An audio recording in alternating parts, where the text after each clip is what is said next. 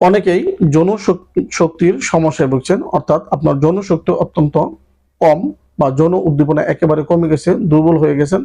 তো আপনাদের আজকে ইনশাল্লাহ অত্যন্ত একটি পরীক্ষিত তদবিরের কথা বলবো। এই তদবিরটি যদি ইনশাল্লাহ অনুসরণ করেন, আর এই তদবিরটি নেওয়া হয়েছে পবিত্র কোরআন থেকে, এটি অত্যন্ত একটি পরীক্ষিত তদবির। এই তদবিরটি ইনশাল্লাহ যদি আপনি পালন করেন, আল্লাহর রহমতে আপনার যৌন শক্তি বাড়বে, যৌন উদ্দীপনা বাড়বে, আপনার শরীর চাঙ্গ হবে, তারুণ্য হবে, লাবণ্যময় হবে।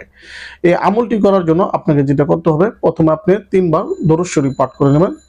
দরুদ শরীফ পাঠ করার পরে ওযু করে নেবেন। ওযু করার পরে পবিত্র কোরআনের সূরা আজ জারিয়া, সূরা আজ জারিয়ার আয়াত নং 47, এখানে স্ক্রিনে যে 1 নং আয়াতটি দেখতে পাচ্ছেন, এটি হচ্ছে আয়াত নাম্বার 47 সূরা আজ জারিয়া।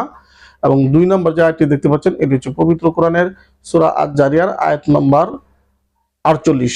এই আয়াতে কারিম দুটি মেশক জাফরান কালি দ্বারা লিখে ইনশাল্লাহ স্বামী স্ত্রী উভয় পানি দ্বারা দ্রুত করে সেই পানি স্ত্রী পান করলে স্ত্রীর জন্য শক্তি বৃদ্ধি পাবে, এবং স্বামী পান করলে স্বামীর জন্য শক্তি বৃদ্ধি পাবে। তবে এক নাগারে 21 দিন ইনশাল্লাহ এই আমলটি যদি করেন, অর্থাৎ মেশক জাফরান কালি দ্বারা লিখে একদিন শুধু লিখবেন, তারপর প্রতিদিন সেই মানে মাদুলিতে ভরে রাখবেন, তারপরে সেটা দ্রুত করে পানি খাবেন, স্বামী স্ত্রী দুজনেই একটানা 21 দিন। ইনশাল্লাহ আপনাদের যৌন শক্তি প্রচুর পরিমাণে বাড়বে এবং আপনার শরীর হবে চাঙ্গা, তারুণ্য এবং লাবণ্যময়।